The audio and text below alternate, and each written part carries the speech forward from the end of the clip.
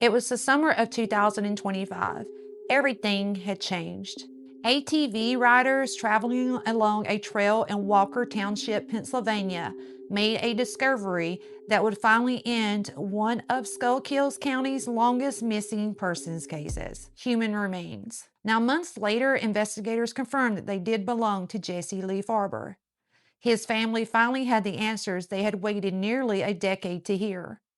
But what the answer wasn't the ending that they were hoping for, because in many ways, it was only the beginning. Now, Jesse's, who friends and family often called him Rex, was just 29 years old when he disappeared in August of 2015. According to his mother, Norma Jean Fritz, Jesse had recently gone through a major life change. He had ended a relationship just days before his disappearance. His mother said that while Jesse was still in that relationship, the family had been kept at arm's length. But after that breakup, he seemed hopeful. He started creating a new life for himself. He opened a new Facebook account, got a new phone, and he moved into a camper on his grandmother's property while he was trying to get everything back together. It sounded like someone trying to start over and someone making plans for their future. The last time his mother spoke with him was on August 9th, and before hanging up, Jesse told her something she would never forget. "Call me anytime, Mom." Neither of them knew those words would be the last words they would ever share again.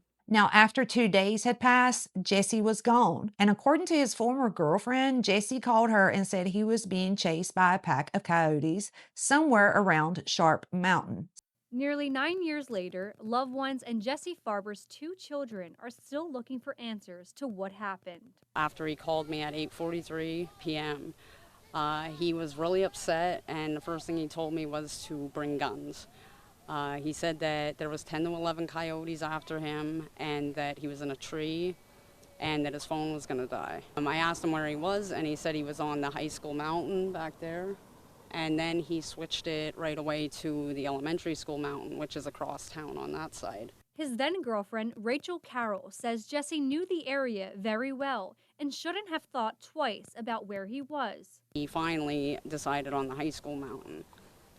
When I asked him for where he was specifically, he started to speak and then the phone disconnected.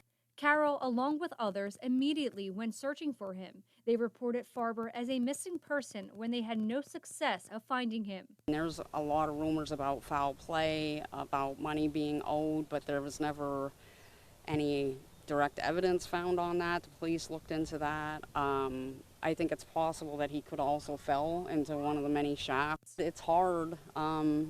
My kids have a hard time with it.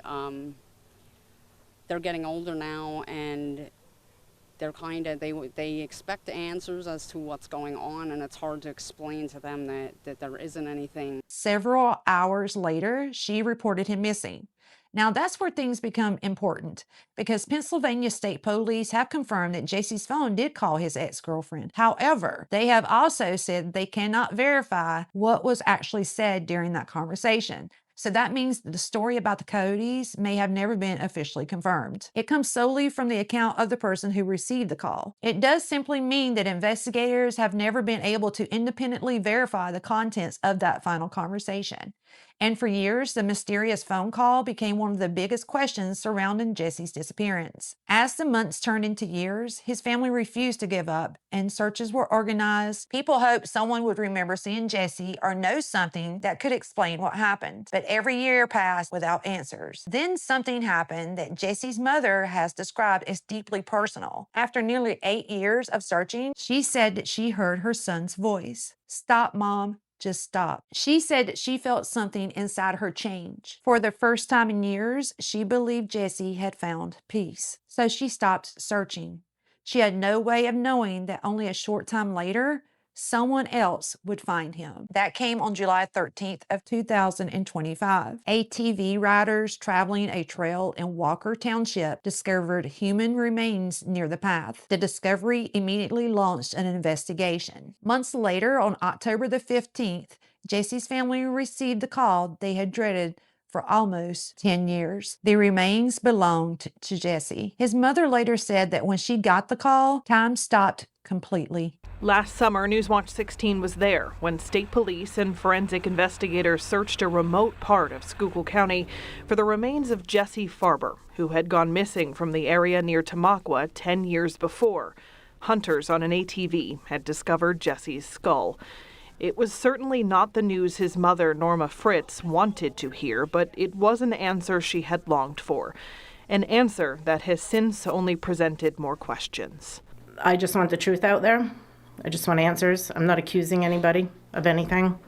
I'm just a mom that wants answers. Imagine living with uncertainty for almost a decade, not knowing whether to grieve or to hope or waiting for a final answer, only to realize that answer brings even more questions for her and the family and Jesse's friends. In May of 2026, investigators released another major development. Jesse's death certificate listed the probable cause as blunt force trauma to his head. His manner of death, however, remains officially listed as undetermined. That distinction matters. An undetermined manner of death means investigators have not concluded whether Jesse's death was accidental, homicide, or due to another circumstance. The investigation remains active today. Now, I do want to state that during this time, Jesse's mother is troubled as to where Jesse's remains were finally found. She has publicly stated the scene didn't look right to her, and authorities have suggested that animals may have moved parts of the remains over time. But Jesse's mother believes the positioning, particularly of his skull,